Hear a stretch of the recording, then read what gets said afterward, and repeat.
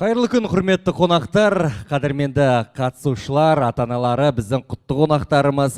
Добрый день, уважаемые гости и участники второго Астанинского фестиваля науки Астана Science Festival. Ваши аплодисменты, друзья. Мы рады приветствовать вас на открытии увлекательного и познавательного мероприятия о науке для детей и взрослых. Сегодня у вас будет уникальная возможность, уважаемые гости, увидеть выступления школьников со всего Казахстана, попавших в финал проекта Science Stars. Узнать много нового о мире ученых, об интересных научных открытиях и фактах, а также понять, что мотивирует людей заниматься наукой. Финал одного из крупнейших в мире конкурсов в сфере научной коммуникации для молодых ученых FameLab и возможность принять участие в открытой лабораторной, чтобы проверить свои научные знания, а также многое другое. Также это мероприятие — возможность для наших участников рассказать широкой публике о захватывающем мире науки, познакомиться с различными проектами в сфере робототехники, инженерии, IT-индустрии и других. Уважаемые гости, уважаемые друзья, все это было бы невозможно без поддержки наших партнеров. Поэтому от имени Британского совета мы хотим выразить огромную благодарность партнерам фестиваля: АО «Назарбаев университет», АО «Фонд науки», журнал «Ойла» и компанию «Шеврон». Бурные аплодисменты, друзья, нашим партнерам. Және құрметті қонақтар, қадірменді қатысушылар, ең алғашқы болып бүгінгі сіздерге деген, қатысушыларға деген құттықтау сөзін сөйлеу үшін ортаға құрметті хандар мырзалар, білім және ғылым министрі Күләш Шамшидинова ханым шақырамын сіздердің қошеметтеріңізбен. Министр образования и науки Казахстана Күләш Шамшидинова. Ваши аплодисменты, уважаемые.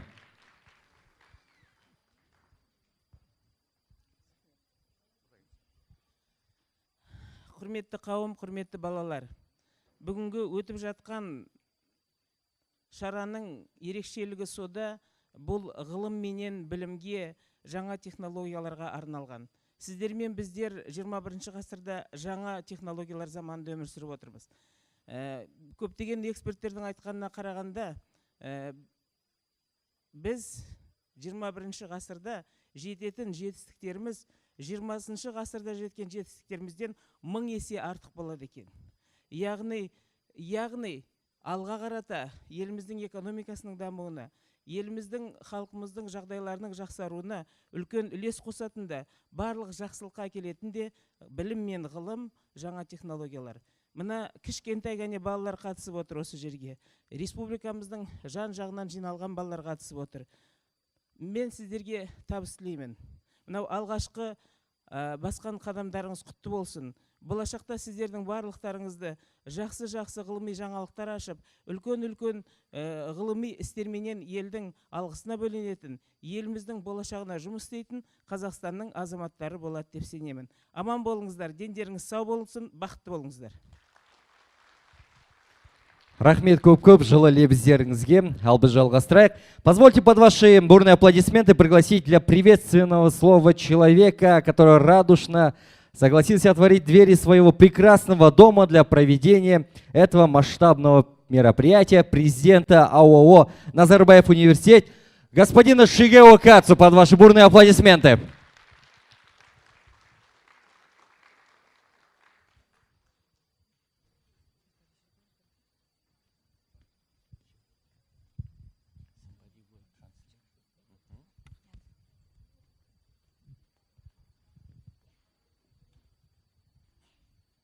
Құрметті қонақтар, Назарбаев университетінен қош келдіңіздер. Okay. And good morning, everybody. Доброе утро всем. I don't hear much of a reaction, so Я не let's слышу start реакции. again. Good morning. Доброе утро. All right. Today is all about energy. Renewable energy. Сегодняшний день будет об энергии, о новой энергии.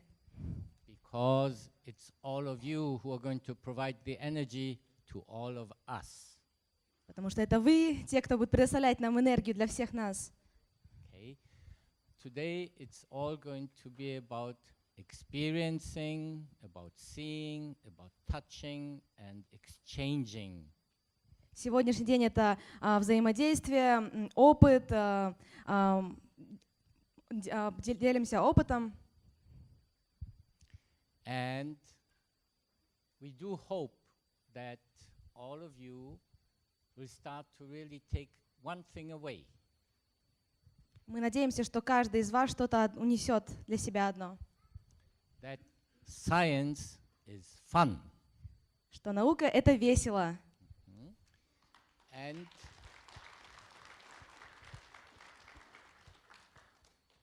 I do expect among all of you participants to see in the future one person at least who is going to make a breakthrough discovery. И я надеюсь, что каждый из вас, кто участвует, однажды внесет вклад и что-то, какое-то открытие произведет. I am convinced one of you here is going to make a big, big difference for mankind. Я убежден, что кто-то действительно внесет вклад и что-то сделает для человечества. And later on, I will be very pleased and very proud to be able to say, I was there when that person first appeared. И однажды я буду просто очень рад и горд сказать, что да, однажды этот человек был здесь. So I look forward. This is the second year that we are able to host the Science Festival Astana here at Nazarbayev University. Поэтому я жду с нетерпением, и это уже второй раз, когда мы проводим Science Fest в Назарбаев университете. I look forward to the national finals on the Science Stars and Fame Lab. Я также жду с нетерпением финальных проведений конкурса. There will be exciting games, robots games, as well as also showing of documentary films that will tell us about the fascination of science and exploration. Также я жду с нетерпением документальных историй, потом robotics And maybe not to forget, there will also be sessions where you will all be able to learn how to come to Nazarbayev University and make us proud in the future. Также будет сессия поступления в Назарбаев университет, и в будущем, надеемся, мы все будем гордиться вами. But I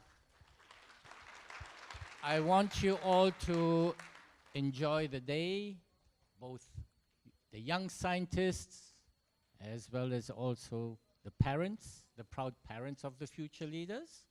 Так что я надеюсь, что все мы проведем замечательный день, молодые ученые и их родители. And however, I want to also make sure I recognize our great co-sponsors. Также я хочу выразить свое почтение нашим спонсорам. But first of all, I want to recognize Madam Kulyash Shamshidinova, Kulyash our Shamshidinova. freshly minted Minister of Education and Science. Thank you very much for joining us today. Наш новоназначенный премьер-министр образования. Спасибо, что вы присоединились сегодня к нам. But of course, this event would not happen without the great collaboration of the British Council. Jim, thank you very much. И, конечно же, это мероприятие не прошло бы без коллаборации с British Council. Джим. The Science Foundation, I think here represented through Anobek. Thank you. Также Science Foundation. Chevron, where's our Chevron Janar? Thank you very much also this Janar. year for joining. Спасибо, что присоединились. And obviously the important journal OLU. So thank you to Ola, I should say. И, конечно же, всем вам большое спасибо. I said Oulu because in my mind there's also another science city in Finland that we have. So maybe there's a connection between Oula and Oulu in Finland. So. Также Ойла. Sorry, what did you say? The connection? It's a verbal connection. It's a verb. But Да, в общем, connected via science. Только кому надо было, те поняли. But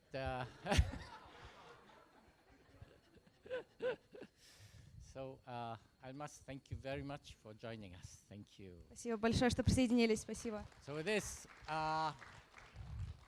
let's have fun today. And as I said, please, I expect a lot of energy from you all because we all need energy to receive today. So thank you very much and let's have fun.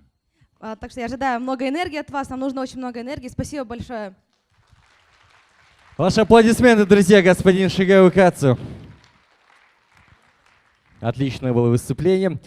Итак, сейчас хотелось бы пригласить на сцену представителя основного организатора фестиваля Британского совета. Приглашаем для приветственного слова Роуэна Кеннеди, заместителя директора British Council в Казахстане. Под ваши бурные аплодисменты, друзья. Спасибо. Ladies and gentlemen, boys and girls, друзья, Dastad, on behalf of the British Council, welcome to the second Astana Science Festival. Позвольте, перед тем, как дальше пройду, поблагодарить наших партнеров, без которых мы бы все здесь не были. Это, конечно, Фонд науки, это компания Chevron, это Назарбаевский университет, и это научно-популярный журнал «Ойла». Спасибо вам всем большое. Может, кто-то из вас думает, а при чем тут британский совет? Да? Вы вроде организуете там проведение экзамена IELTS, там преподаете английский, организуете какие-нибудь там культурные мероприятия. А при чем тут британский совет в науке? Но я вам скажу так, что наука — это тоже очень важная часть британской культуры. Если вы знаете свою историю, вы, наверное, уже знаете, что очень много изобретений, которые сейчас изменили мир, были придуманы в Великобритании.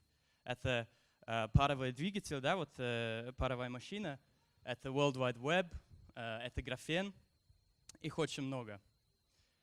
Ну и мы понимаем, что на самом деле, как, наверное, наши партнеры, мы понимаем две вещи. Первая вещь — это то, что наука, она сильнее, когда она международная. То есть было проведено довольно много исследований, которые показывают, что ученые лучше работают, когда они сотрудничают с своими коллегами из разных стран.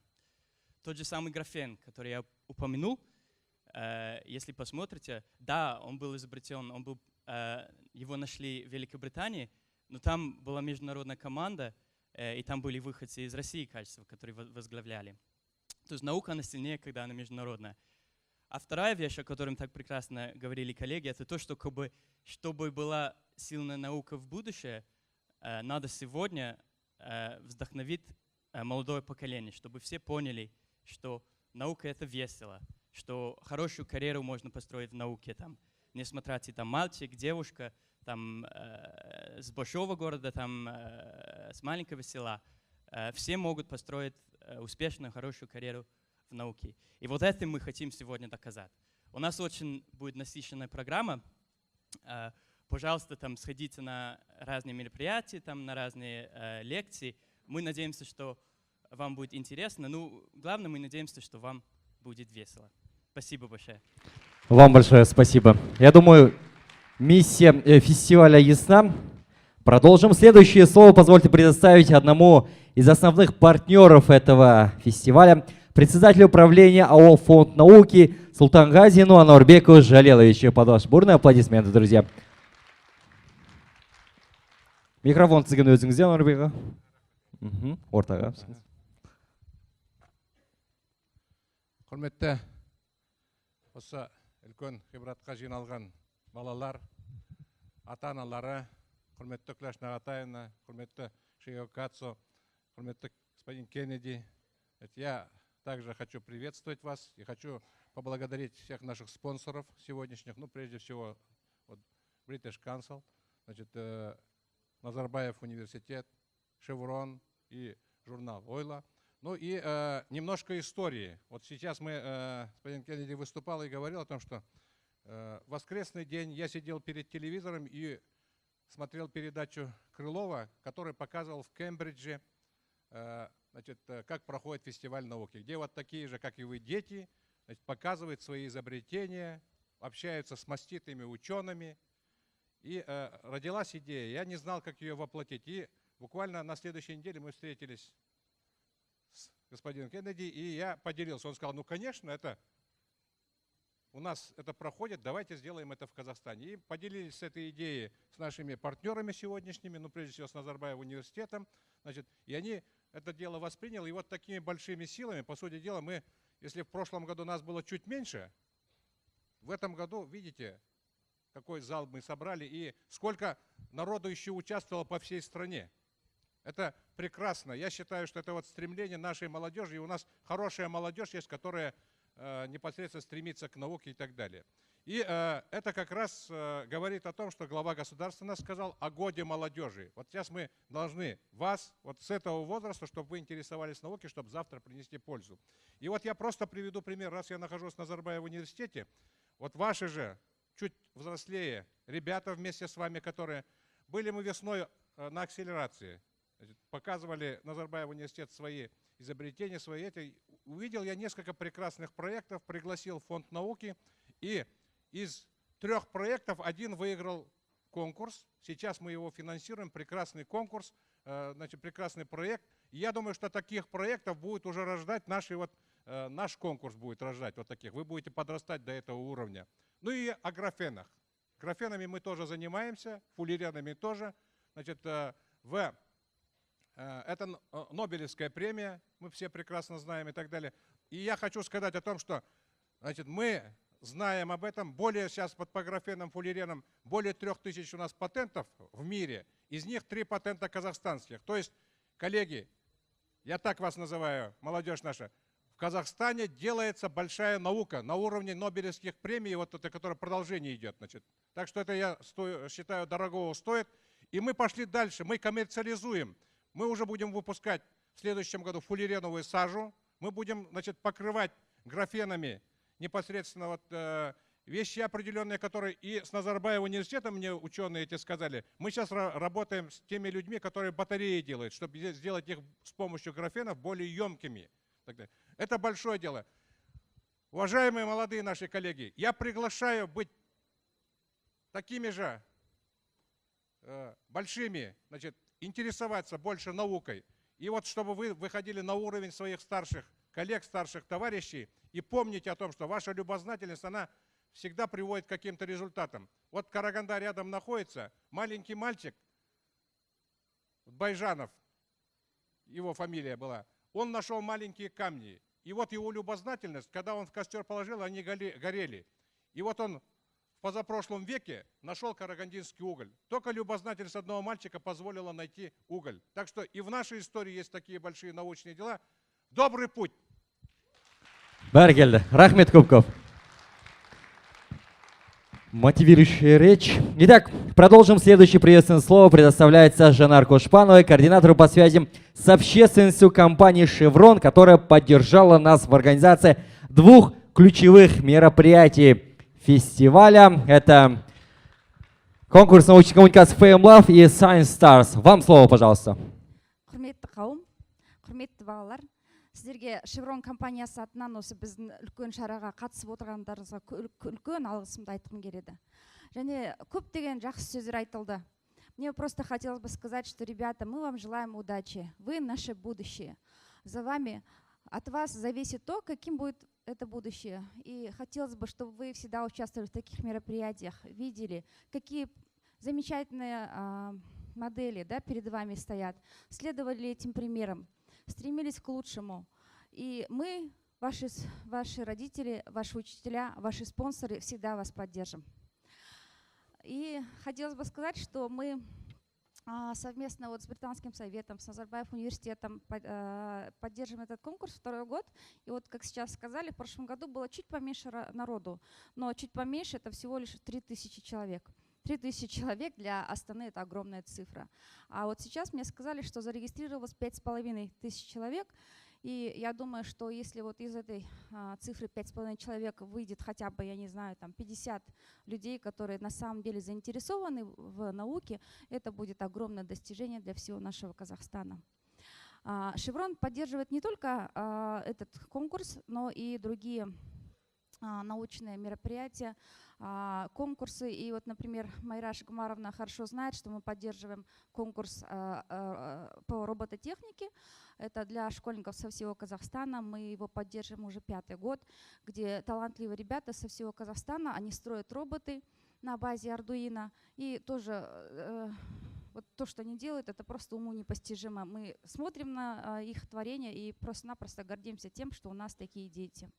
Также мы очень тесно сотрудничаем с журналом «Ойла», с научно-популярным. Мы поддерживаем именно казахское издание, также поддерживали и издание русского журнала на русском языке и поддерживаем научно-популярную школу «Ойла».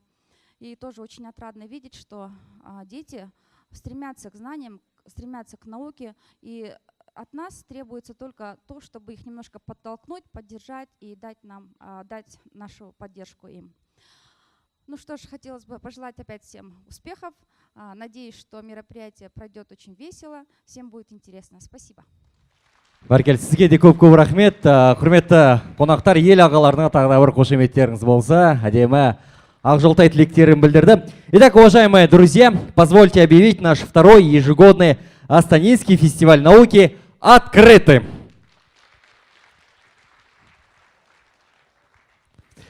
Уважаемые гости, а теперь мы переходим к первому мероприятию. Итак, давайте проводим наших почетных гостей под ваши бурные аплодисменты.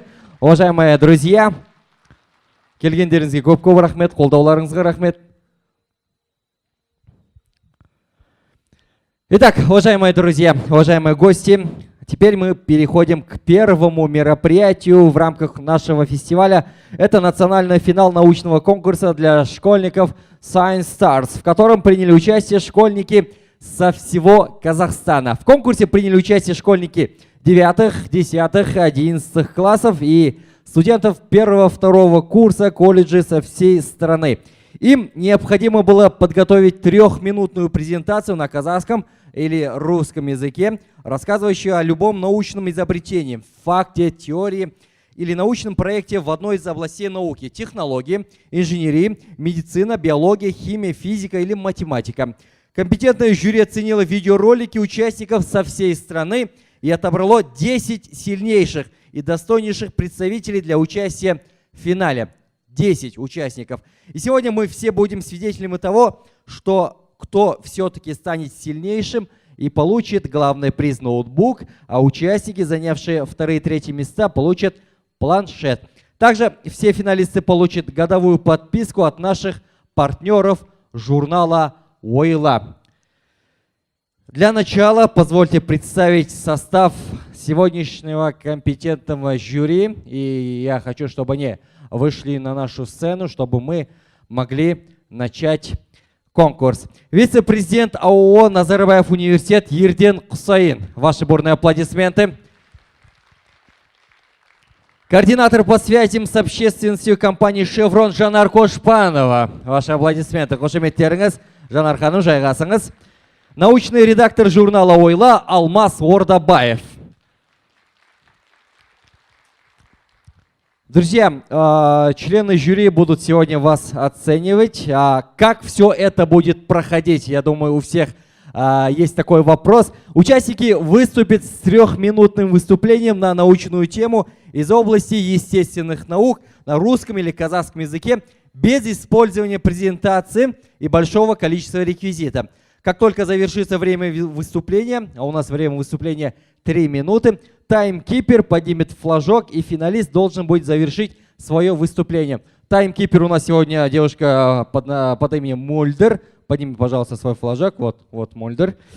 После выступления члены жюри в течение 2 минут, уважаемые жюри, на всех буквально, могут задать уточняющий вопрос или просто поделиться своим мнением о выступлении. Как только завершится время для вопросов, жюри, таймкипер покажет знак.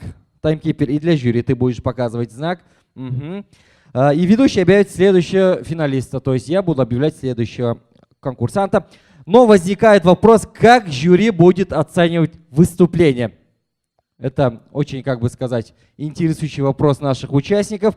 На финале конкурса каждому члену жюри необходимо оценивать выступление каждого финалиста по 3 критериям. Уважаемые жюри, победителем станет тот и та, кто сможет выделиться по содержанию, четкому и понятному изложению и харизме. Итак, 3 критерия оценки. Первое. Содержание. Речь участника должно быть достоверной и точной с научной точки зрения, но также хорошо рассказана и понятна для ненаучной аудитории. Достаточно ясно, но не слишком просто. Содержание выступления должно быть как хорошо структурированная история, уважаемые участники. Второе.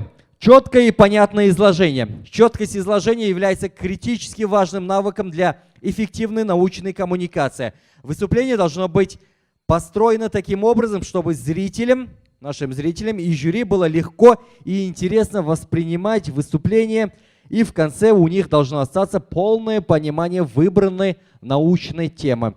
И третий критерий. Ну и, конечно, харизма. Мотивирует ли выступающий слушать и смотреть его выступление? Насколько выступление было интересно и увлекательно? Уважаемые жюри, надеюсь, вам все понятно. Прежде вам все объяснили.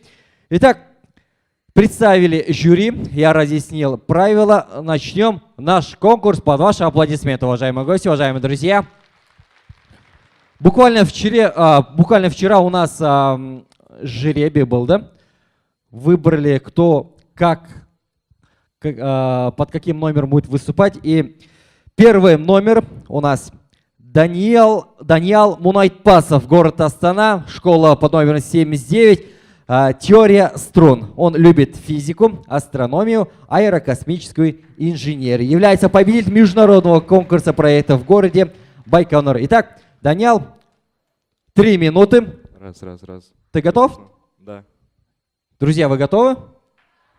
Итак, таймкипер, поехали. Итак, сегодня у меня в руках гитара, и вы наверняка спросите, зачем мне она. Струны колеблются, играет музыка. Но удивитесь ли вы, если я вам скажу, что внутри вас всех также колеблются струны? Попробую это объяснить с помощью теории струн. Теория струн гласит нам о том, что на очень маленьких масштабах, в миллиарды раз меньше, чем наши с вами клетки, есть особые неделимые частицы, что-то наподобие струн. Они могут взаимодействовать друг с другом, соединяться, разъединяться, могут принимать различные формы и попросту являются энергией, они не являются вещественными, так же как и огонь в зажигалке, то есть вам кажется, что он вещественный, но просунем сюда палец, поймем, что это просто энергия, так же как и струны. То есть струны колебаются на гитаре, порождая звук. Струны колебаются в пространстве, порождают частицы. И здесь есть одно но. Данная теория работает в 11-мерном пространстве. То есть мы живем с вами в 3-мерном пространстве, к сведению. Смотрите, 11-мерное пространство, 10 пространственных, одно временное. То есть это как апельсин на расстоянии вытянутой руки. Кажется довольно-таки гладким, идеальным объектом, ну если без очков.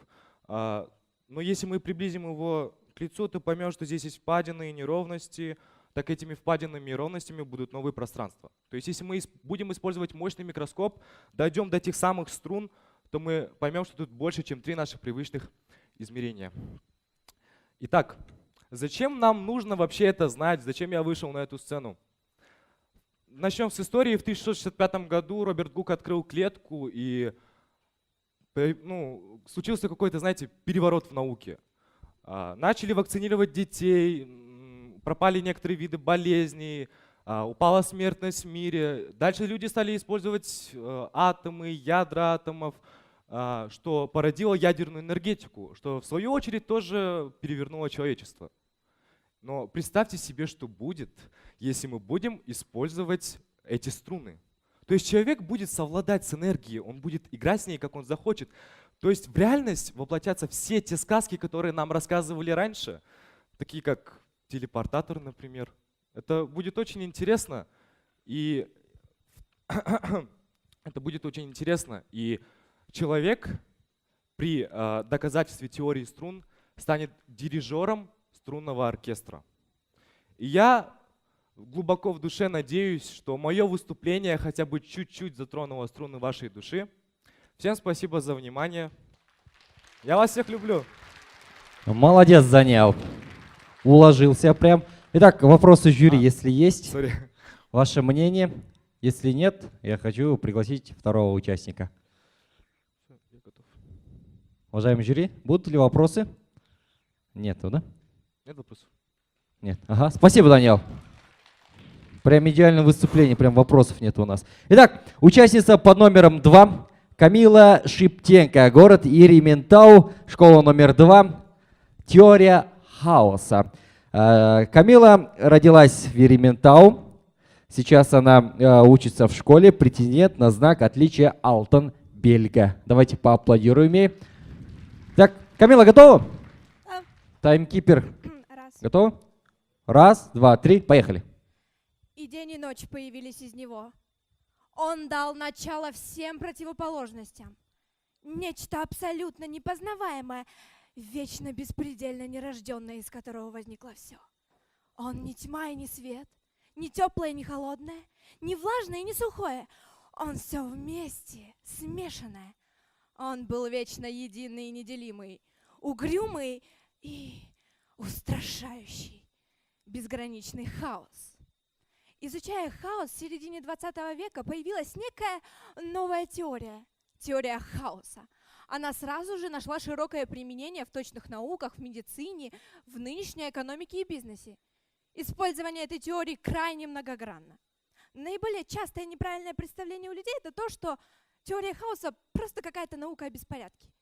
Ничто не может быть так далеко от правды, ведь теория хаоса не опровергает детерминизм, не опровергает экспериментальные доказательства. Хаос в теории хаоса – это порядок. Даже не сам порядок, а сущность порядка. Основным понятием теории хаоса является то, что решения нелинейных уравнений являются неустойчивым. В том смысле, что если два начальных условия хоть сколь угодно мало отличаются друг от друга, то и впоследствии два решения отличаются не только количественно, но и качественно. Это и называется эффектом бабочки. Эффект бабочки может привести к тому, что компьютерное решение будет полностью не совпадать с реальным поведением системы. Именно этим объясняется то, что, несмотря на всю нашу возросшую компьютерную мощь, мы до сих пор в точности не можем определить прогнозы погоды или биржевые прогнозы. Сейчас вы думаете, что я рассказываю вам о какой-то теории, которая вовсе вас не касается. Но это не так. Теория хаоса затрагивает каждого из нас каждый день. Например, лишняя чашка кофе, которую вы выпили с другом в кофейне, не просто лишняя чашка кофе, а событие, которое ведет за собой более значительные последствия. Ночью вы не можете уснуть, засиживаетесь в телефоне, утром вам очень трудно проснуться, вы чувствуете себя разбитым. Из-за этого допускаете ошибки на работе, что ведет к более масштабным последствиям. Каждое наше действие или решение имеет множество значительных, непредсказуемых последствий. Конечно, бывают позитивные, они структурируют нашу жизнь и помогают достигать нашей цели, но есть и негативные. Они создают хаос и лишают нас чувства контроля. И закончив, я хотела бы сказать словами китайского философа Хань Фэйцзи: нарушение порядка ведет к хаосу, соблюдение порядка ведет к спокойствию. Каждый из нас должен выбрать свой путь. Спасибо большое. Камила, минуточку. После выступления Камилы я вообще откажусь от кофе. Итак, уважаемые жюри, если есть вопросы, прям ошеломительное выступление, я думаю. Спасибо, Камила, за увлекательное выступление. Спасибо. Вы сказали про детерминизм и провели аналогию с хаосом. Можете предположить, или, возможно, вы знаете, есть ли способ измерить этот хаос, привести к порядку? Есть ли какие-то математические выкладки? Эдвард Лоренс, все, может, знают этого ученого, он проводил множество экспериментов с двоичным маятником, может, вы знаете. Он запускал их на несколько доль секунд, то есть отличие времени, и они полностью не совпадали. То есть теория хаоса, вот это хоть сколь угодно малое отличие времени, оно приведет к разному решению. Все, спасибо. Камила, вот у вас в вашей жизни, да, насколько ну, применима теория хаоса и как вы пытаетесь Я- упорядочить? Я такой Кроме эмоциональный кофе, да? человек, что каждое мое действие я продумываю настолько, чтобы знать, что будет в конце моего дня. Но я всегда стараюсь выбирать хаос, потому что так жить интереснее. Браво, браво. Итак, уважаемые жюри, больше нет вопросов. Камила, спасибо, ваши Спасибо. бурные аплодисменты, уважаемые друзья. Теперь, я думаю, все мы будем думать о теории хаоса, о кофе. Итак, продолжим. Третья участница Мария Кононцева, Костанай, Ниш. Наноботы против рака. Камила увлекается химией, физикой, а также английским языком. Готова? Что? Что еще есть? Полностью готова. Да. Итак, таймкипер. Время. Поехали. Здравствуйте, меня зовут Мария. Можно, пожалуйста, воды? Мое выступление могло бы начаться намного лучше, если бы я не болела. И в свое время я бы обратилась за диагностикой к врачу. Как вообще часто вы обращаетесь за диагностикой? Просто вы знаете, внутри нашего менталитета заложено то, что диагностика как таковая, она нам не нужна. Потому что если мне не больно, значит я не болен. Но это же не всегда так, правильно? А что если я вам скажу, что сегодня мы можем сражаться с сильнейшими заболеваниями 2 последних столетий, даже не прибегая к диагностике? Вы знаете, дело в том, что такое изобретение сегодня уже существует в виде наноботов, убивающих раковые клетки. Но наноботы — это не те механические машины, которые сейчас, скорее всего, появились у вас в голове. Это подвижные структуры, созданные из ДНК бактериофага, самого популярного вируса, о котором говорят даже на уроках биологии в школе. ДНК бактериофага складывается в лист, а затем сворачивается вот таким вот образом для компактности. Но, конечно, сам нанобот из бактериофага намного меньше. Для сравнения, чтобы вы понимали, насколько, если бы этот ватман был планетой, то нанобот был бы лишь монетой на ее поверхности. Весь наш организм, в принципе, очень похож на город, в котором действует преступная организация под названием раковая опухоль. Раковая опухоль начинает вербовать к себе ваших мирных жителей, то есть здоровые клетки. А противостоять этому и спасти город как раз-таки пытаются наши нанороботы, то есть полиция этого города. И, конечно, сейчас у каждого в голове появляется вопрос, почему же наноботы, как та же самая химиотерапия, не воздействуют полностью на ваш организм? И вы знаете, ответ достаточно очевиден. Полиция никогда не работает одна. Полиция всегда работает в связке с КНБ-агентами, которые уже внедрены в преступную организацию. КНБ-агент — это вещество под названием нуклеолин, характерный маркер любой раковой опухоли. Нуклеолин встречается с нашим наноботом, и только после этого нанобот, то есть стражи порядка, выпускает своего самого опытного, самого своего опасного агента. Белок под названием тромбин. Тот самый белок, который появляется на вашей коже и затягивает рану, когда вы режетесь обо что-то. Так вот, тромбин проникает к раковой опухоли, убеждается в том, что это она, и начинает полностью обволакивать раковые клетки. Он делает выстрел, и вуаля, город спасен, потому что раковая опухоль лишается кислорода. Известный ученый-философ Морис Метерлинг говорил о том, что страх перед смертью — это лишь страх перед неизбежностью, которая нас ждет. И вы знаете, это опять-таки так похоже на наш менталитет.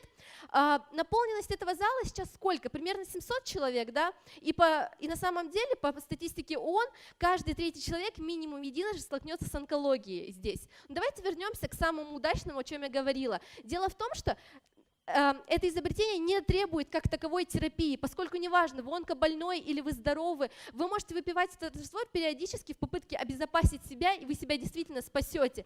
Если вы онкобольной, вас спасут за сутки. Если вы здоровы, вы останетесь здоровыми. И представьте, какую часть земного населения мы могли бы спасти, ту часть, которая не получает диагностику в нужной сфере.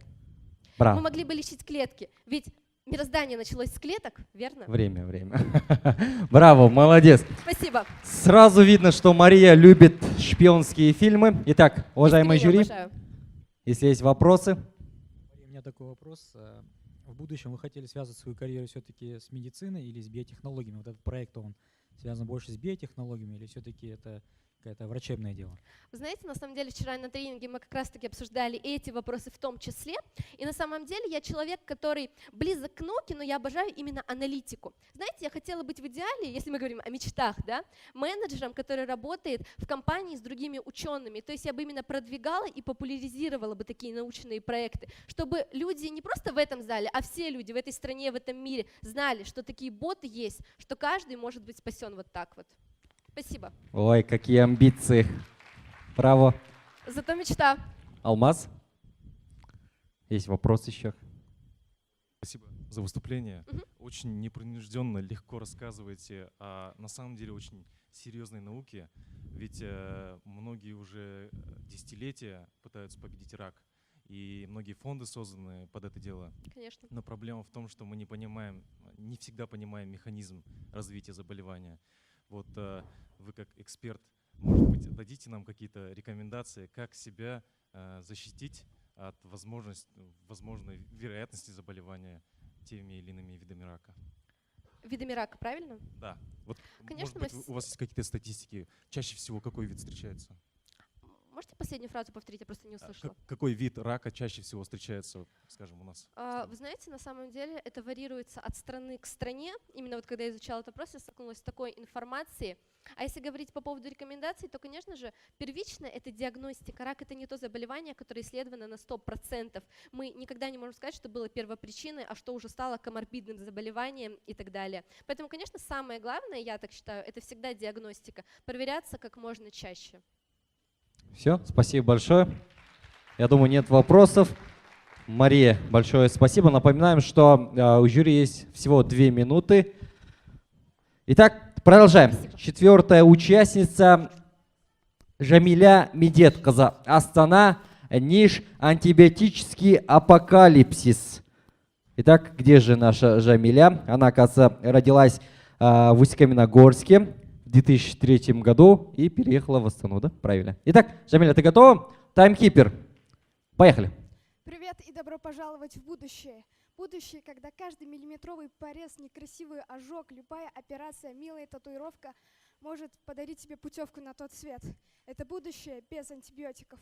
Но вернемся назад, в 1919, когда для лечения всего было достаточно просто приклеить на себя подорожник, выпить рюмку ртути или пустить пару литров крови в тазик. Тогда людей было лишь 1 миллиард с копейками, и за какой-то 1 век нас стало в 7 раз больше. И есть 2 волшебных заклинания, благодаря которым нас так много. Это вакцины и антибиотики. Антибиотики – это машины для ликвидации бактерий. Они превращают их тела в кашу, рушат их обмен веществ и не дают им размножаться.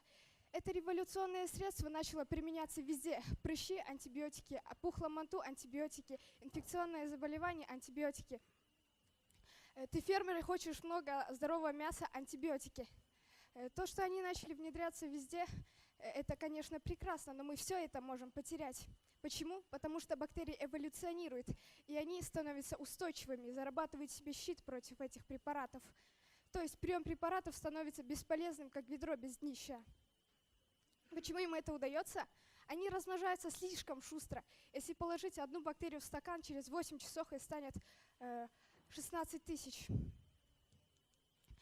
Они могут обнять друг друга и передавать друг другу куски ДНК с полезными мутациями.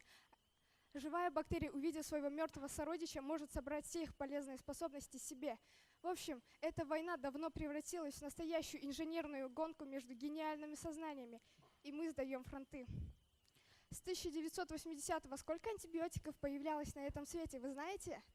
Столько же, сколько людей умирает от ГМО в год. 0. Их нет. И поэтому мы все можем оказаться в зоне риска, потому что никто не защищен от бактерий. У людей слишком короткая память. Мы не знаем, куда дели ключи 5 минут назад. Что мы можем знать о прошлом? Чума, которая превращала целые города в кладбища, холера, которая оставляет после себя просто лужу с трупом, дизентерия, которая выворачивает людей на улицу, для нас это нечто далекое, как будто нам до них до Луны. На самом деле, история всегда повторяется дважды. Раньше это были ужасающими трагедиями, а следующие эпидемии станут нашим выбором, нашим осознанным шагом, платой за наше непослушание. Есть единственный волшебный свиток, который может нас спасти. Это рецепты от врачей. Это единственное, что мы можем сделать. Мы можем просто слушаться врачей и ничего не допустить. Мы не можем принимать антибиотики, если нам их не приписали. То, что нас не убивает, делает нас сильнее. Уважайте антибиотиков, сделайте их чем-то исключительным, ведь это столб, на котором держится вся медицина, и он начинал трещать по швам еще в прошлом веке. Мойте руки. Браво. Мойте руки перед едой, главное. Итак, Алмаз. Джамиля, вы проговорили про мутацию бактерий. Вы, наверное, знаете, что уже появились бактерии, которые устойчивы ко всем антибиотикам. И, наверное, недалеко то будущее, когда вообще перестанут работать антибиотики. Да. Есть ли у ученых план Б на этот счет? Да, конечно, есть бактериофаги. Это вирусы, которые превращают бактерии в конвейеров самих себя. Они очень специфичны, то есть можно запрограммировать бактериофаг и заставлять убивать определенную бактерию. Можно с помощью вакцин, с помощью уколов их внедрять в людей, и эти бактериофаги будут воевать на стороне людей против болезнетворных бактерий. Все. Все, спасибо большое. Ваши аплодисменты, друзья. Есть, или нет? Есть один вопрос еще. Даже у меня такой вопрос. Какое решение вы предлагаете, чтобы не допустить антибиотический апокалипсис? Вкратце.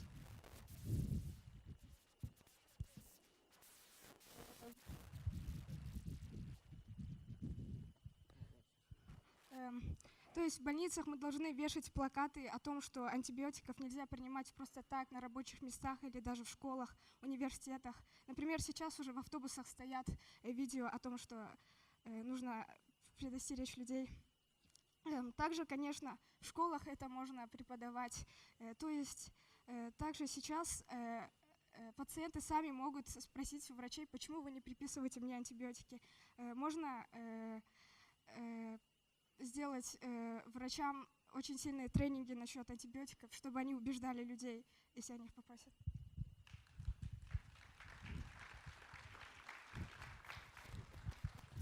Сторонница антибиотиков, Жамиля, ваши бурные аплодисменты, друзья. Ну, не знаю, я сам не хочу пить антибиотики. Итак, давайте продолжим. Этот участник участвовал в прошлом году, но, к сожалению, не получил призовые места. Но опять пробился и приехал в этот раз. Бейсенбек Рахат, Шымкент қаласынан Ниш ақпаратты қалай есте сақтаймыз. Қошеметтеріңіз. Жоқ, негізі тақырып өзгерген тұғын. Өзгеріп Айбет айтып. десеңіз, иә.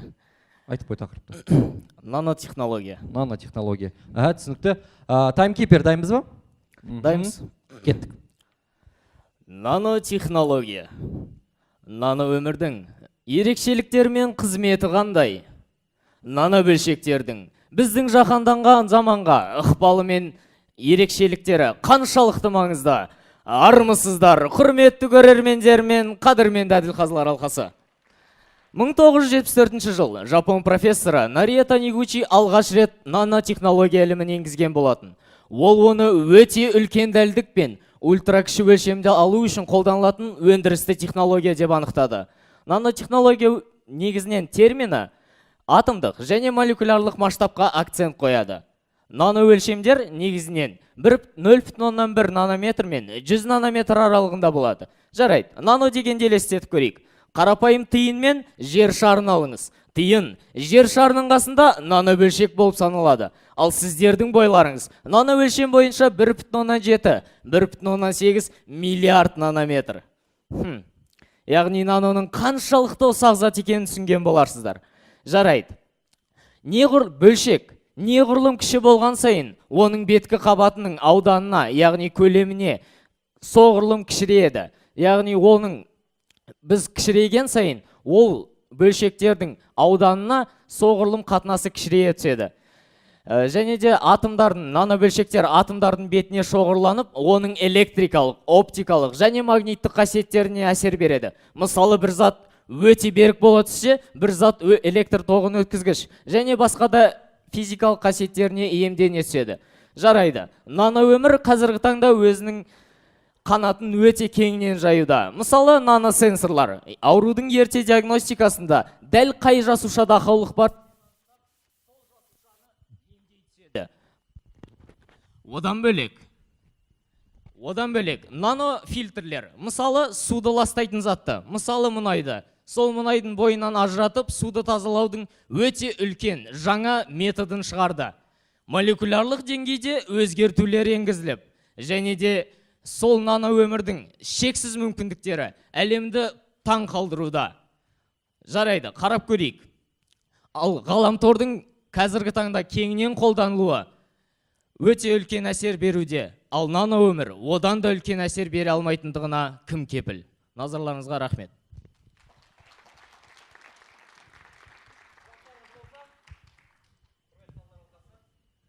нанотехнологиялар туралы біз көптен бері айтып келе жатырмық. Біздің өмірімізде уже енгізілген технологиялардың мысалдарын келтіре аласыз ба? Иә, әрине. Мысалға нанопластырлер мен наносетчаткалар бар. Нанопластырлер қарапайым мысал қолдарға енгізіліп, қолға жабыстырылып, дәрінің белгілі дозасының инені қолданусыз жеткізіледі. Одан бөлек көздің наносетчаткалары көздің нейрондарына жалғанып, яғни зақымы бар көздің көру қабілеттілігін арттырады. Осы наноның барлық мүмкіндіктерін көрсетеді. Негіз бір айтып өтейін, наноның негізгі мотиві моралі. Ол микро әлемде көре алмайтын затты, яғни нано әлемде сол мәселенің түбіріне дейін жетіп, сол түбірдегі ақаулықты жойып, шешімін табады.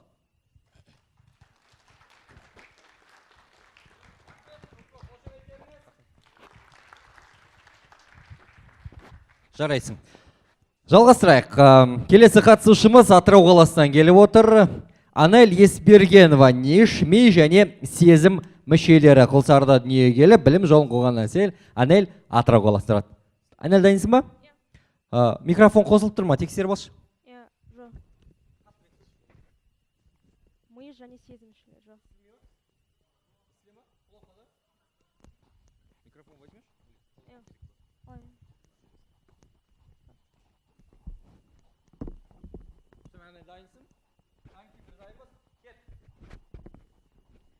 Шоколадтың тіл үйрер дәмі, гүлдің жұпар иісі.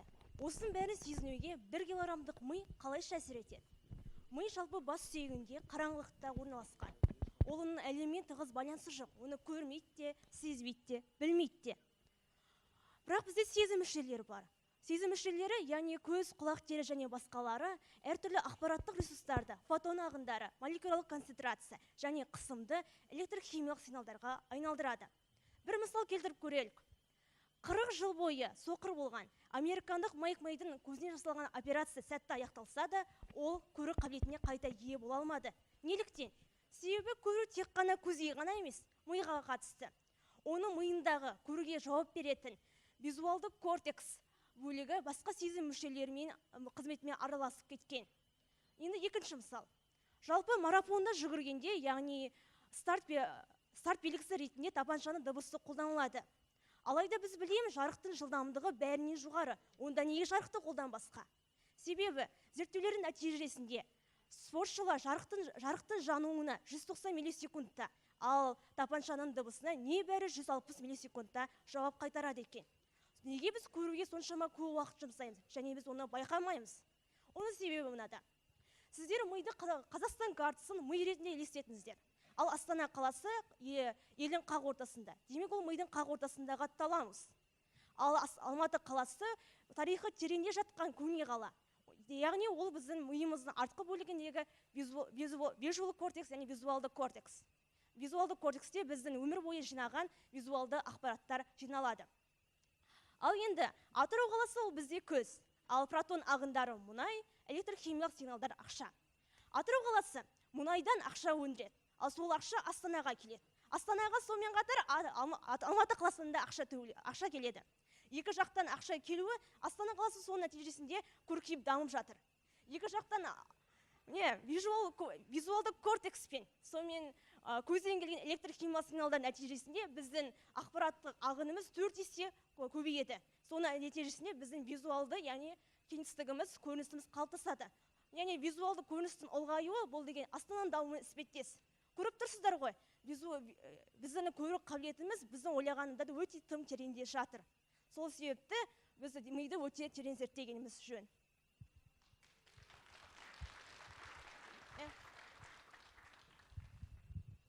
Атыраулықтардың мұңын жоқтап келген Анель. Сұрақтарыңыз болса?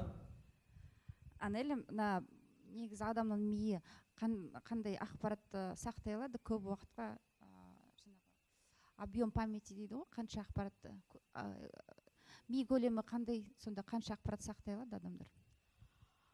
Жалпы соңғы кезде ол нақты сандармен атау өте қиын. Қазір соңғы кезде brain plasticity деген термин шықты. Яғни мидың пластичность мозга, орысша айтқанда. Яғни ол деген сіздің миыңыз, негізі қаласаңыз, ол кез келген ақпаратты сақтай алады. Әрине оның қысқа мерзімді, ұзақ мерзімді ақпараттар болып тағы да екіге бөлінеді. менің ойымша ол әрбір адамның өзіндік талғамына және оның еңбегіне ғана байланысты.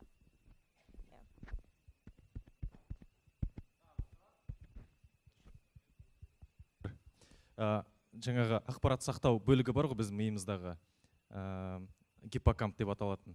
Сол жердегі ақпаратты редакциялау мүмкіндік туралы естіп көрдің бе? Өзгерту, жаңағы матрицадағы, кинодағы сияқты. Еске сақтау қабілетін өзгертіп, білмеген затын қайтадан білдіртіп деген сияқты. Жалпы сіз білесіз бе, жалпы біздің ми туралы біліміміз, ол ғарыш туралы және мұхиттың астындағы әлем туралы білімнен де өте аз. Және ми бұл өте біздің басымызда бір жақын жерде болғанымен оны зерттеу әлі үлкен қиындықтар келтіріп жатыр. Менің ойымша бұл миды зерттеу өте үлкен уақыт алады және оған үлкен еңбек керек. Біз мүмкін бізде ашылмаған мидың сырлары өте көп шығар. Мен ол туралы әлі білмеймін, бірақ мен осы тақырыптың аясында жұмыс істегім келеді. Бір оқып көріңіз, тышқандардың үлгісінде жаңағы ойлаған ақпараттарды өзгертумен айналысып жатыр қазір. Рахмет. Алмастың сұрағына сұрақпен жауап бердім. Жалғастырайық. Астана қаласынан келіп отырған келесі қатысушымыз Умурзак Асылбек. Как работает центрифуга и диагностика малярии? Он родился в Алмате, живет в Астане, учится. Итак, готов? Да, готов. Таймкипер. Время, поехали. Так, скажите мне, может ли простая игрушка спасти человеческие жизни? Спойлер, да, но о ней чуть позже. В 2013 году ученый по имени Ману Пракаш отправился в Уганду на исследование своего нового микроскопа. И когда он зашел в одну из клиник, он сделал одно небольшое наблюдение. Центрифуга, которая должна была помогать анализировать кровь, использовалась в качестве кирпича, который придерживает дверь. Когда он спросил врачей, что это такое, они сказали: ну, у нас нет электричества, поэтому эта хреновина отлично работает как кирпич. Это заставило задуматься меня. А можем ли мы сделать центрифуги более доступными для всех? Но вообще, зачем нам нужны центрифуги? Центрифуга — это рабочая лошадка любой современной клиники. Когда врачи хотят сделать анализ вашей крови, они первым делом ложат вашу кровь в центрифугу. Нашу кровь можно представить как бутылку с водой и песком. Вода — это плазма, а песчинки — это кровяные тельца.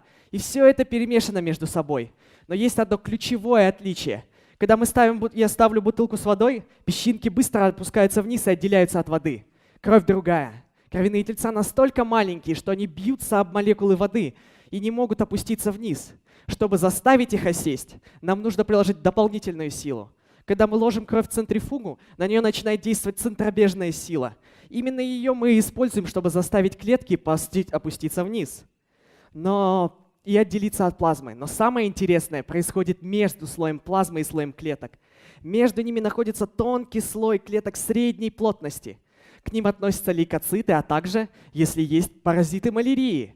Таким образом, благодаря центрифуге, нам не нужно осматривать всю пробирку. Достаточно посмотреть только этот тонкий слой под микроскопом, и можно сразу сказать, есть ли у человека малярия или нет. 90% случаев малярии происходит в Африке. Это более 500 тысяч человек в год. Смешно, что мы не можем использовать центрифугу там, где она нужнее всего. Поэтому я обратился к китайскому йо-йо. Мы берем тонкую пластиковую трубку, набираем в нее кровь и затем крепим к внутренней стороне йо-йо. Когда мы его раскручиваем, я выяснил, что он может достигать до 10 тысяч оборотов в минуту, позволяя отделить плазму от крови всего за 90 секунд. Но что это все значит? Что я хочу этим сказать? Не обязательно быть инженером или ученым, чтобы сделать большое открытие. Иногда оно лежит у нас прямо под ногами. Браво, выкрутился. Итак, уважаемые жюри, если есть вопросы по поводу китайской центрифуги. Не включилось у вас. 90% случаев происходит в Африке. А есть какая-то информация, какое количество людей затрагивает эта болезнь? Какие болезни? Какое количество людей, то есть в миллионах, может быть, в тысячах? Сколько людей болеет малярией ежегодно? Ну, то есть я знаю то, что 500 тысяч человек умирает только в Африке. Более 200 миллионов человек заболевает, и 500 тысяч человек умирает. Асылбек, а вот этот вот принцип центрифуги, его можно использовать и при определении других болезней, а не только крови там? Да, конечно, то есть можно использовать и мочу, и стул для того, в этой центрифуге, чтобы рассмотреть и сепарировать их. Малярия, правда, ужасная болезнь, которая уносит миллионы жизней. Вот вы правильно сказали, первая часть — это диагностика. А можете привести примеры вот, лечения малярии? Какими методами пользуются вот сейчас самые современные? То есть самые современные методы лечения малярии. Так. Нет, я точно не обладаю этой информацией, но мне кажется, наука достаточно продвинулась, потому что за несколько лет у нас рейтинги малярии упали раза в 4. Но в 2018 году, когда я читал «Малярия Report» 2017 года, то там было сказано то, что количество смертей раньше падало как линейно, но теперь график стал более плоским. И из-за этого, то есть современная медицина перестает изобретать более эффективные способы лечения. Поэтому нам нужно лучше диагностирование. Все, спасибо большое, молодец. Узнали много чего нового. Давайте поаплодируем, друзья. Спасибо. Итак, давайте продолжим, уважаемые друзья. Следующий участник из Астаны Никита Дурнев, школа номер 59. Очень трудная тема. Радионуклидная технология и протонная терапия как способ борьбы с онкологическими заболеваниями. Итак, готов? Да. Таймкипер готов? Друзья, слушаем внимательно. Поехали. Провидица Ванга говорила, в скором времени рак скуют железные цепи. Если эти цепи протонная терапия, то мир в определенной степени на правильном пути. В чем состоит эта технология? В ее основе лежит протон, положительно заряженная элементарная частица нейтрального атома водорода. Очень тяжелая, поэтому, чтобы сдвинуть ее с места, нужно совершить такую же работу, чтобы сдвинуть, например, шкаф в вашей гостиной. Для того, чтобы протон смог безопасно и беспрепятственно проникнуть вглубь тела пациента, но глубину вплоть до 30 сантиметров, ему нужно сообщить дополнительную энергию, то есть разогнать. Это происходит в машине-циклотроне. Я объясняю ее так. Это большой, увеличенный до размеров этой комнаты, огромный стакан с горячим чаем, в котором ложка хаотично в вихревом движении вращает жидкость. Так и циклотрон. В магнитном поле под воздействием мощного напряжения протон разгоняется до скорости 150 км в секунду. Огромное значение, даже не успеете глазами моргнуть. Это на минуточку половина скорости света.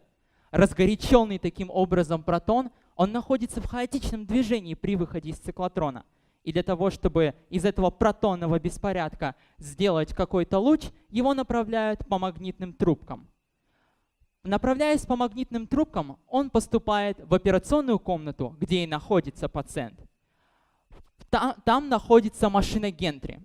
Это что ни на есть вращающийся на 360 градусов огромный пончик. И этот пончик может с точностью до миллиметра определить, в какое место нужно направить протонный луч, чтобы он дезактивировал клетку. Прекрасно, все просто. Однако, почему именно протонная терапия? Главное отличие этой технологии от, например, электронно-фотонной гамма-терапии заключается в уникальном свойстве протона, по которому выброс энергии происходит в непосредственной близости к клетке, то есть простые здоровые ткани не затрагиваются. Прекрасно. И кому нужна такая медвежья услуга, правда?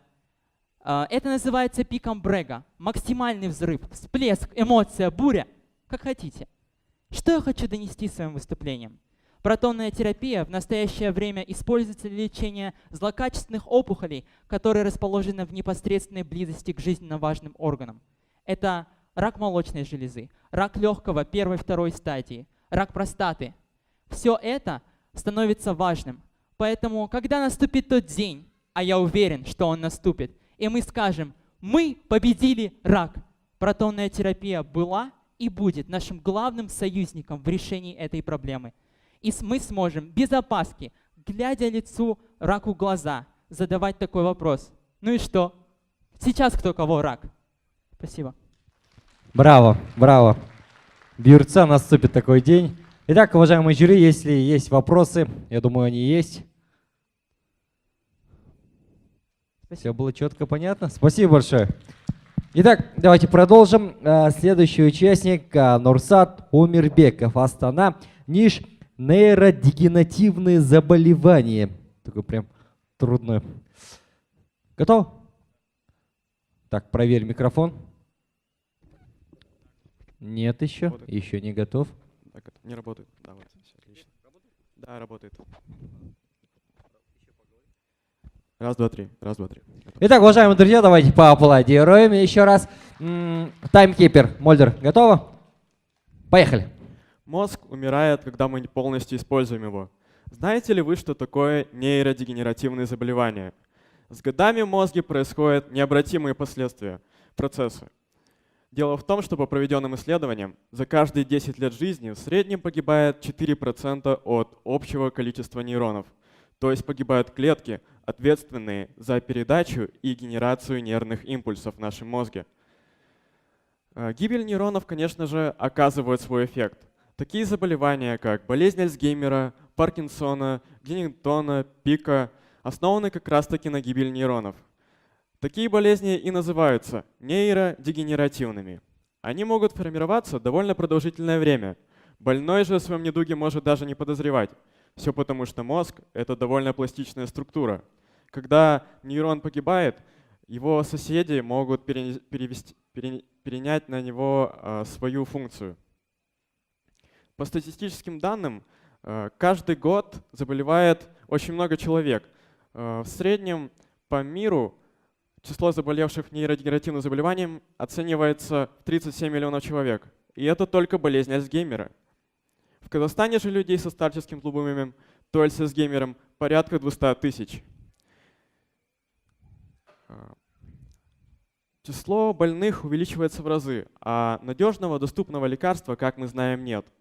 На помощь, конечно, могут прийти новейшие разработки, создание которых был выделен не $1 миллиард, но они могут лишь замедлить гибель нейронов, полностью же остановить патологию и остановить процесс, то есть вылечиться. В настоящее время возможно не представляется. Но что же нам делать, спросите вы? Конечно, вылечиться мы не можем, но мы можем отсрочить действие болезни. Таким образом, был найден специальный тренинг, который был разработан на основе того, что мозг тренируется, когда он получает информацию или небольшую регулярную нагрузку. Такие тренинги смогли замедлить и даже на время остановить пагубные процессы. Дорогие друзья, к чему же я хочу вас призвать? Основываясь на всем вышеперечисленном, я хочу сказать, что именно с раннего возраста нужно задумываться о здоровье своего мозга. Изучайте новые языки, ведь это тоже хорошая тренировка для мозга. И решайте сложные логические задачи, тем самым поддерживая мозговую активность. Прокачивайте свои мозги, и тогда ни возраст, ни болезнь не нанесут на вашу мозговую деятельность особого вреда. Спасибо за внимание.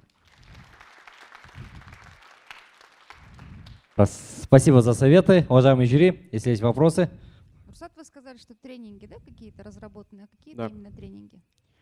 Тренинги вы можете найти на просторах интернета, они довольно популярны.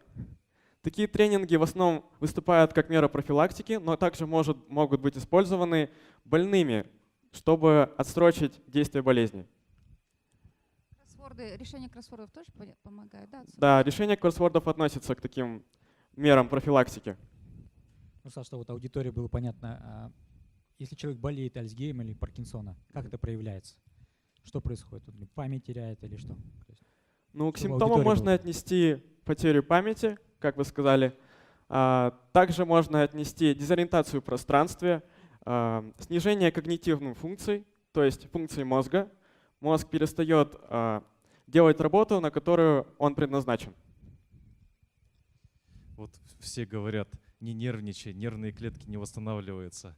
Правда ли это? Вот нейроны восстанавливаться умеют все-таки или нет? Я бы хотел опровергнуть данный факт. Нервные клетки восстанавливаются, но делают это очень медленно. Так что действительно нужно беречь свои нервы. Спасибо большое. Браво, молодец. Я тоже слышал, что это миф, да? Я беспокоился просто. Итак, следующий участник Санжар Куандык, Астана, Ниш. Санжар переехал к нам из Шымкента. Чимкентский астанчанин. Готов? Таймкипер. Поехали. Стоп. Таймкипер, стоп. Проверь, пожалуйста. Не работает ли он? Ага. Все ли? Раз. Все ли? Ага, все. Итак, давайте сначала. Поехали. Сәлеметсіздер ме, құрметті көрермендер мен әділ қазылар. Рентген томография, флюорография.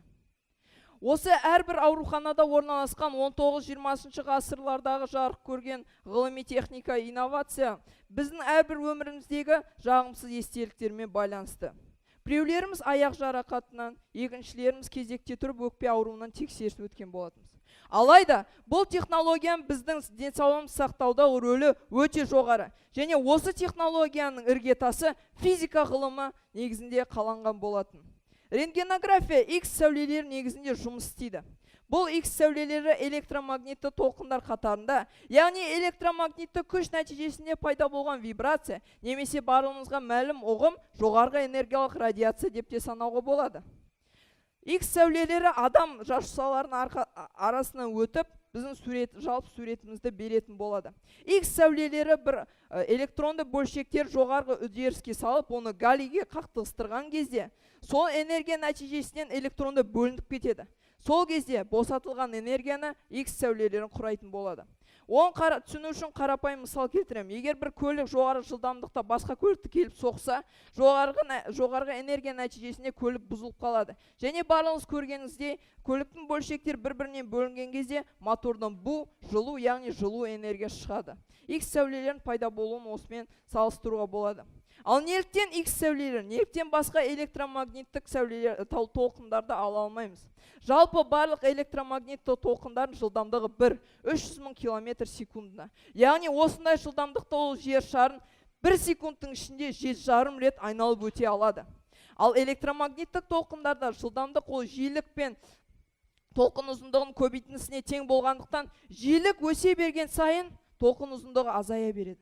Сондықтан да X сәулелерінде жиілік өте жоғары, яғни ол жарық жылдамдығынан 10 триллион есе көп жиілікті 1 секундтың ішінде ғана жасаса, оның толқын ұзындығы 1 нанометр. Яғни осындай титтей миллиметрден миллион есе кіші мөлшерге ие болады. Ол негізінде су молекуланың тең. Сондықтан ол өте кішкентай болғандықтан адам жасушаларының арасынан өтіп кете алады. Оны қарапайым реквизит арқылы көрсете аламын. Егер мен ұзын толқын ұзындығымен бір толқынмен осыларды аралап өтсем, мен компьютерді ала алмаймын. Ал егер әрқайсысын өтсем, бір толқын, екінші толқын, үшінші толқын, мен толқын ұзындығын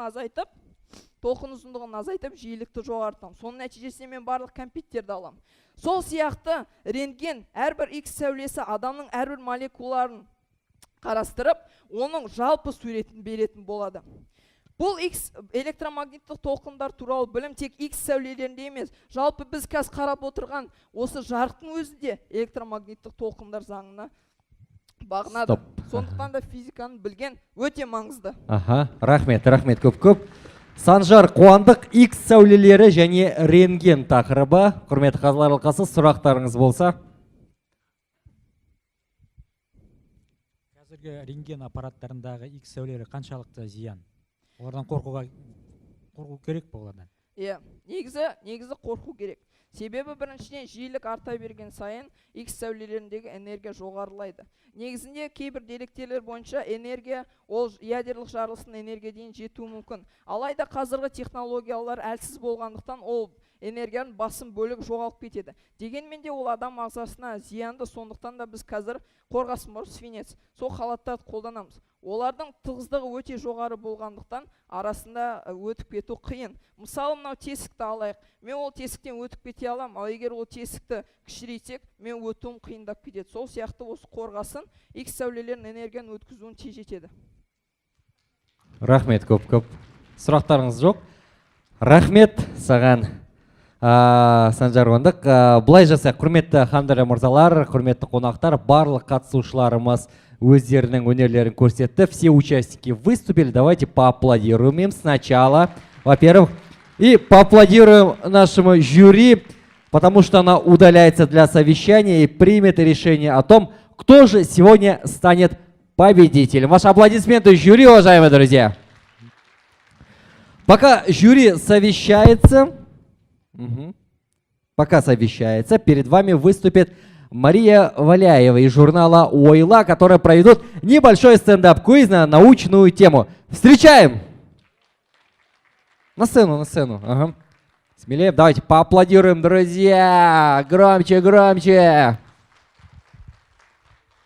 Друзья, всем привет! Меня зовут Маша Валяева, я из журнала «ОИЛА». Я думала провести стендап на научную тему, но я подумала, что будет гораздо интереснее, если на вопросы будете отвечать вы, а не я. Потому что я думаю, что у каждого из вас есть какой-то базовый уровень естественно-научных компетенций, поэтому я буду задавать вам вопросы. Кто-нибудь слышал про игру Brain Ring? Brain Ring — это моя очень любимая игра. Я регулярно провожу турниры по брейну среди школьников, среди студентов. И если кто-то из вас хочет в нее играть, проверять свою эрудицию систематически и с пользой для мозга, потому что тут говорили про болезнь Альцгеймера, ребята, то посмотрите, есть ли брейн-клубы в вашем городе, и станьте частью большой международной тусовки. У меня есть наклейки, наши фирменные журнала «ОИЛА». Если вы не наш подписчик от чего-то до сих пор, то это будет такой небольшой эксклюзивный для вас подарок. Итак, что от вас требуется? Я буду зачитывать вопрос, вы поднимаете руку, и я на вас показываю, вы встаете и очень-очень громко и смело на весь зал говорите свой ответ. Я думаю, что он будет правильный. Итак, начнем с первого вопроса. Она состоит из минеральных частиц, текстильных и бумажных волокон, чешуек кожи, цветочной пыльцы, частиц сажи, дыма, почвы и множества микроскопических животных, крошечных клещей. Что это такое? Девушка? Это домашняя пыль, все так. Браво, браво.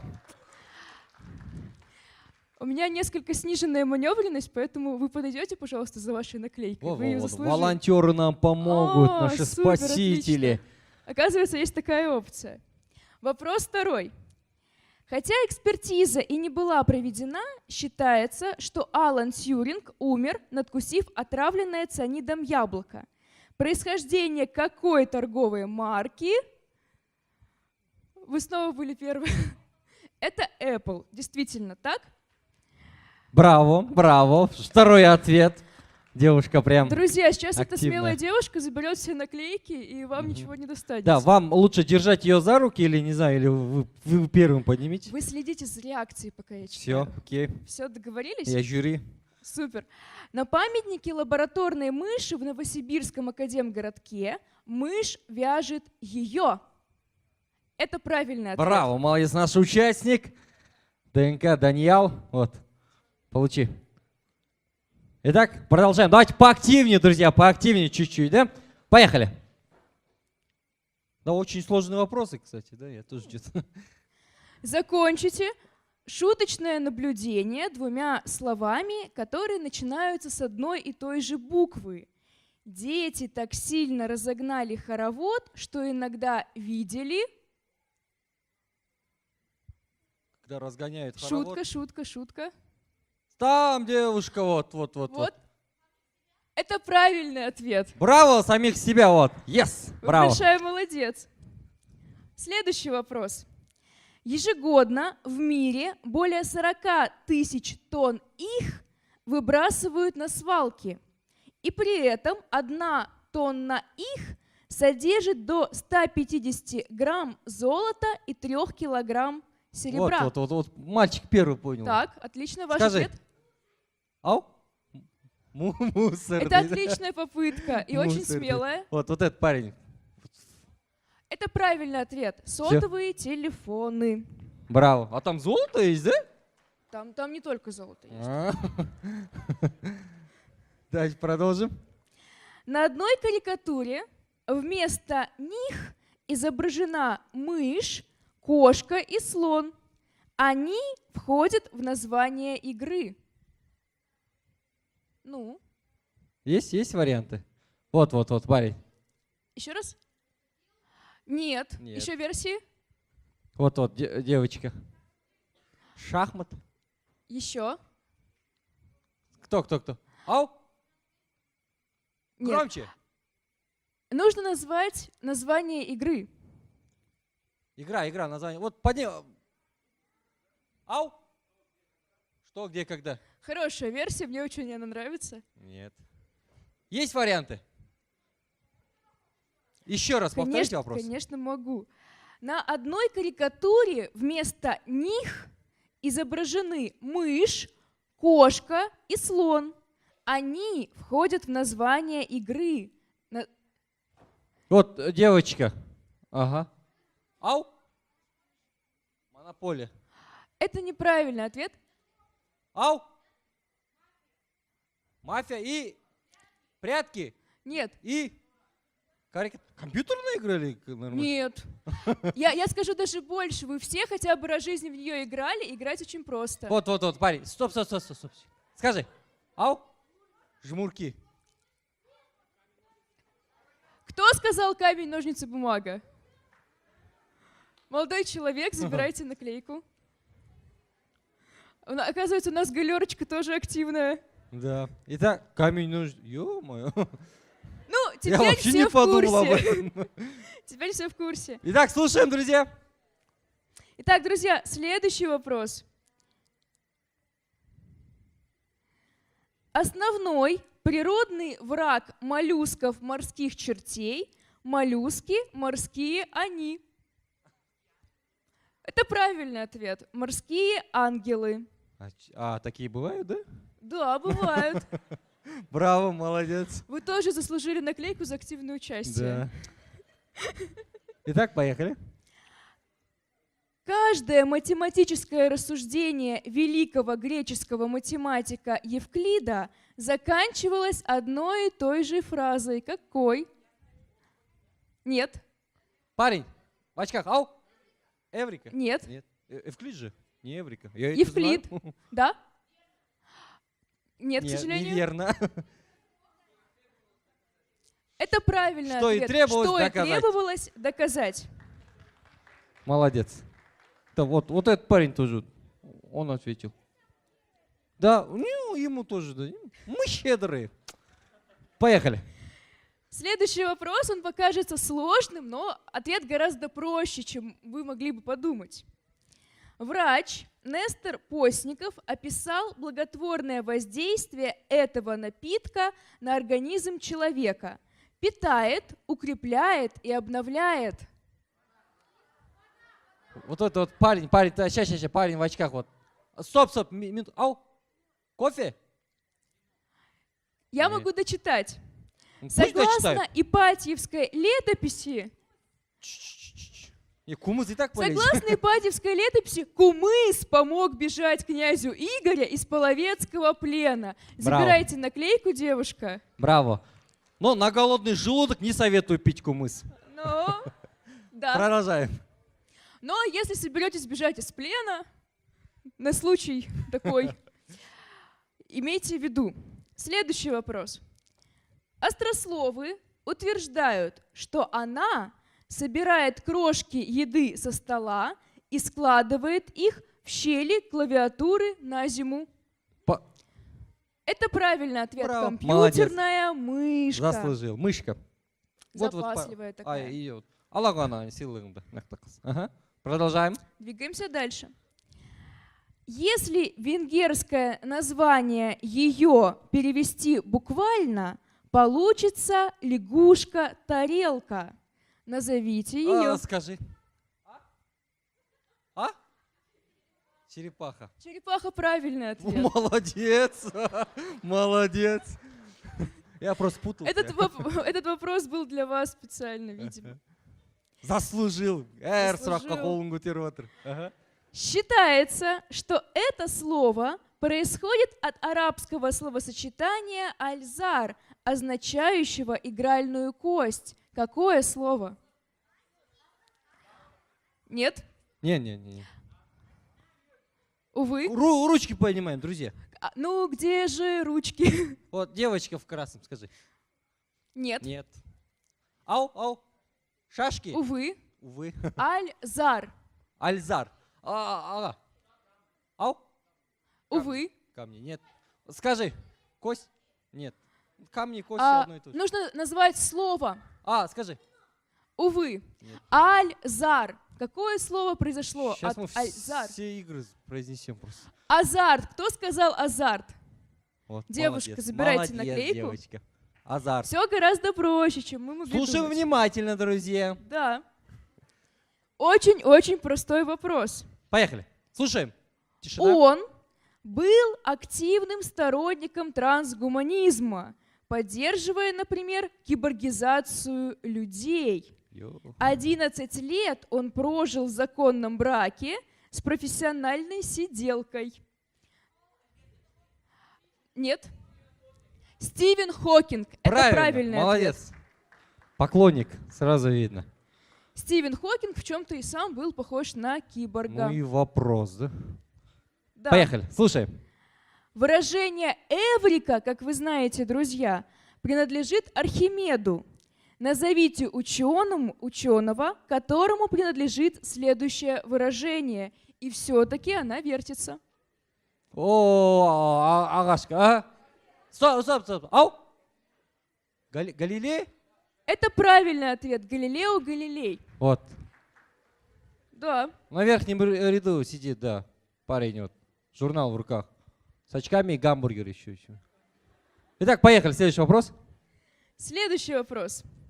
Когда диабетики впервые начинают принимать инсулин, у них наступает ремиссия, и можно побаловать себя сладостями.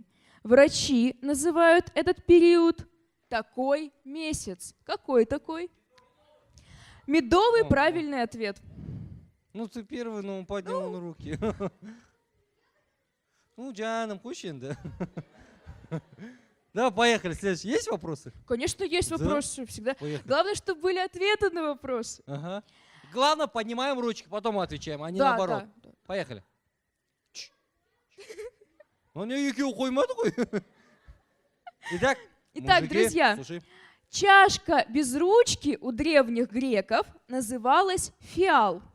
Название какой посуды произошло от этого слова? Собственно, вот эта девушка в черном. Ау? Пиала. Пиала – правильный ответ. Пиала. У этого Ой, слова ой. очень-очень большая история. Пиала. Теперь будет длинный вопрос. Слушайте внимательно. Биологический. Цитата из Большой советской энциклопедии. Вода образует прерывистую оболочку Земли. 94% общего объема гидросферы сосредоточено в океанах и морях, 4% в подземных водах, около 2% во льдах и снегах, главным образом Арктики, Антарктики и Гренландии, 0,4% в поверхностных водах суши, реки, озера, болота. И незначительное количество воды содержится в атмосфере, а еще где? Вот, парень. Ау? Нет, это неправильный Неправильно. ответ. Еще? Стоп. Скажи. На вершинах горы увы. нет. Ау? В живых организмах правильный ответ. Браво, молодец. В живых организмах. У него уже 3 карточки. Человека я не засчитала, потому что нужно было как бы в общем Да, ответить. у тебя 3 карточки. Увы, Ты можешь потом увы. продать их просто. Итак, давайте продолжим. Назовите, пожалуйста, человека, который сказал об электронных книгах, что они пахнут как сожженное топливо. Нет. Это Рэй Брэдбери. Действительно. Комментарий. Кто читал 451 градус по Фаренгейту? Да, правильно. Да, тема сожжения книг никогда его не оставляла. Ну, друзья, у меня закончились вопросы, но если кому-то не хватило вопросов, можете найти меня на фестивале и попросить задать вам какой-нибудь еще вопрос. Я ношу наклейки всегда с собой. А еще, пожалуйста, приходите на открытую лабораторную, она будет на казахском и на русском языках. Там тоже будет очень много вопросов интересных, и вы сможете проверить, насколько ваши знания об окружающем мире соответствуют реальным научным представлениям. Спасибо вам за внимание, и я вас буду очень-очень ждать. Маша. Давайте сделаем так сейчас. Пока у нас время есть, да, вроде жюри обсуждает. Она вас мучила, да, сейчас, да? Давайте помучим ее сейчас, да? Давайте поднимаем руки, задаем вопросы, она отвечает просто и все. Есть варианты? Давай, девочка в красном. Это похоже на публичную казнь. Да, девочка.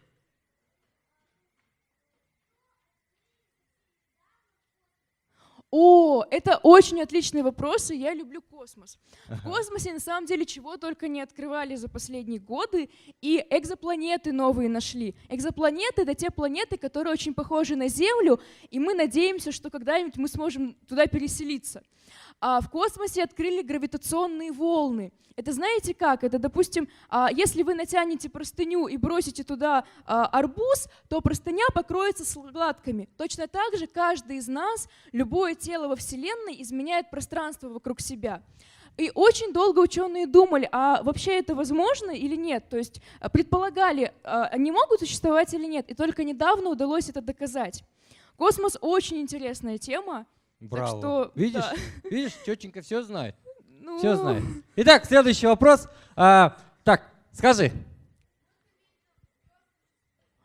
О, это хороший вопрос. Опять но, космос. Опять. Вопрос просто космос, но я не могу на него ответить. Да, мы не читали я не могу, еще. да. Вот. Давайте, девочки. Мы не видим. О, тоже очень отличный вопрос. Все зависит от того, как вы звезды наблюдаете. То есть смотреть на звезды можно невооруженным глазом.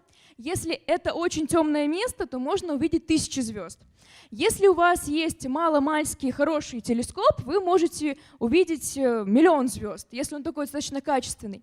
А телескопы вроде Хаббла могут наблюдать звезды не только в нашей галактике, где их там около 200 миллиардов, но и в других галактиках тоже.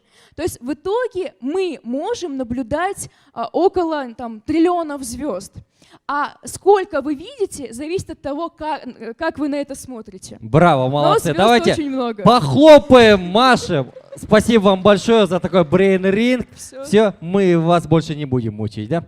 Обращайтесь. Браво, давайте поаплодируем еще раз, похлопаем. Итак, уважаемые друзья, у нас жюри вернулось. Итак, кто же начнет, можно так сказать? Все, конечно, конечно. Итак, все в сборе. Уважаемые друзья, минуточку тишины, пожалуйста. Минуточку тишины. Сейчас самый волнительный и ответственный момент. Итак, кішігірім құттықтау сөздер, ой пікірлеріңізді айтып, одан кейін марафаттаймыз. Итак, слушаем. Ну, мы очень благодарны, то, что вы дождались все-таки завершения подсчета этих голосов. Очень действительно волнительно. И сразу скажу, было очень сложно выбирать и выставлять какие-то баллы, рейтинги. Там. Что можно сказать за 2 минуты? Да? Как это подготовиться? Может быть, не было настроения сегодня выступить. Может быть, что-то еще было очень тяжело. Может быть, была бы, если бы другая возможность, можно было бы презентовал бы по-другому. Поэтому те, кто сегодня не победили, я думаю, что это только начало, это только первый шаг. Я считаю, что все, кто сегодня выступал, они очень хорошо выступили. И это действительно, учась еще в школе, да, в колледже, на таком уровне выступать, это большого стоит на самом деле. Я даже себя вспоминаю, я не знаю, я, наверное, бы испугался бы выступить перед такой аудиторией в университете, да, перед такой аудиторией, перед учеными и так далее, выступить и представить свой научный проект. Да. Поэтому я хотел бы всех поблагодарить и ребятам сказать, вы супер молодцы, все молодцы, действительно. Это большой майлстоун для вас всех, да, что вы действительно прошли этот этап, можно гордиться, действительно. Выиграли или проиграли, независимо от этого. Действительно, вы победители сегодня все. Это первый шаг, потому что в жизни будет еще много таких конференций, различных конкурсов. Вы будете презентовать, подавать на различные гранты, у вас будут стартапы какие-то свои. Поэтому считайте, что это только первый шаг. Я хочу сказать, вы с успехом его прошли. Действительно, да, то есть никто не спотыкался, никто, все очень прям достойно, молодцы. Поздравляю. Браво, браво.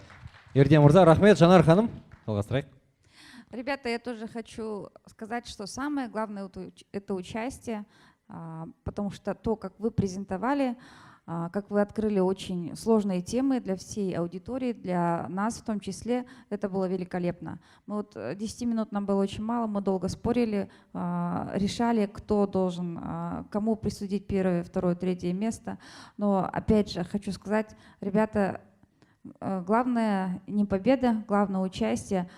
Те знания, те навыки, которые вы приобрели при подготовке к этому конкурсу, они останутся всегда с вами. Презентационные навыки, да, вы British Council для вас тренинги организовал, в течение вот нескольких дней. Это все останется с вами, и все это вам пригодится в жизни. Успехов, удачи во всем. Мы вами очень гордимся. Рахмет көп, Алмаз. Друзья, не знаю, как вы, но я получил истинное удовольствие от прослушанного. Вот знаете, есть мир ученых и есть мир, скажем так, простого населения. И между этими мирами очень большая пропасть зачастую. Мы не можем понять, за что дали Нобелевскую премию, за что дают там определенные награды. Вот такие мероприятия, как Science Stars Fame Lab, именно нацелены на то, чтобы объяснить всем вот эти научные положения. Я за это хочу поблагодарить ребят. Вы очень классно все объяснили. Мне очень понравилось. Я думаю, все мы стали немножко умнее сегодня. И, да, к сожалению, награждаются трое всего лишь. Хотелось бы всех наградить. Заранее я прошу прощения у вас за это, за то, что мы не всех наградим. Но, опять же, спасибо большое. И, ну, все, переходим дальше, наверное. Да, но 7 участников все, то есть получат сертификат на покупку в книжном магазине «Меломан» и журнала «Ойла», да, если не ошибаюсь. Итак, начнем награждение. Сначала 3-е место.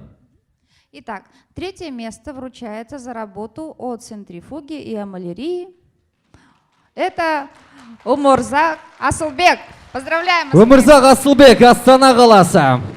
Как работает центрифуга и диагностика малярии? 3-е место. Science Stars, друзья, поаплодируем. Молодец. И планшет от Apple. Браво, это уже реклама пошла. Спасибо большое, молодец. 2-е место. 2-е место вручает приз Марии Канонцевой, проект «Нанороботы против рака». Мария Канонцева, Костанай, наноботы против рака, друзья. Прям отличное выступление было. 2-е место. И также вручаем планшет от компании Стива Джобса, друзья. Ваши аплодисменты, друзья. 2-е место Мария Машина, спасибо. И Алмаз, да. 1-е место. Самый волнительный момент, наверное. Мне очень отрадно, что вопреки всяким стереотипам сегодня очень сильные девочки. И такие важные, сложные, абстрактные вещи девочки так легко объяснили. Я получил удовольствие. Хочу поздравить с 1-м местом Шиптенко Камилу. Браво, браво, браво. Камила Шиптенко, Ерементау, теория хаоса, друзья. 1-е место. Погромче, погромче, друзья, давайте. Поаплодируем. Дети же. Молодцы. И сертификаты. Кто же вручит остальным участникам? Хотелось бы вручить сертификаты участия Дурневу Никите. Никита, где ты? Никитас, ваши аплодисменты, друзья. Сертификат за участие. Медет кызы Джамиля. Джамиля Медет кызы, молодец еще.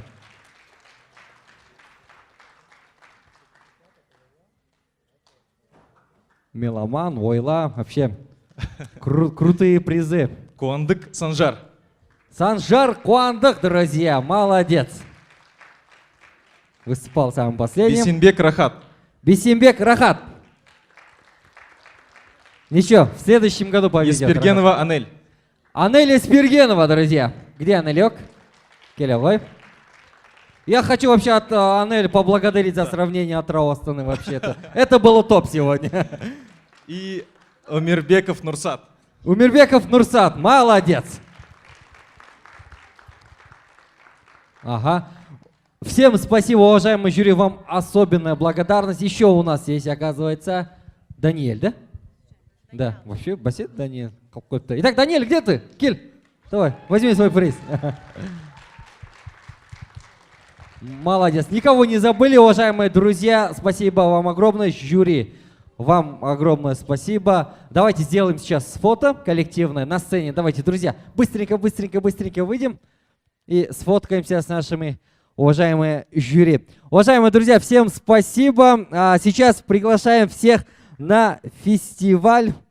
Да, уже идет все всего похода. Приглашаю вас посетить другие мероприятия фестиваля. Сейчас в Атриуме вы можете посетить научную выставку и насладиться научным шоу известного изобретателя Алексея Иванченко. Химическое шоу «Эврикум». Также записать ваших детей на битву роботов, где они смогут собрать роботов и сразиться в битве. И много другого интересного смотрите в вашей программке, друзья. Не расходимся. Сегодня будет очень весело и интересно. Мы продолжаем, друзья.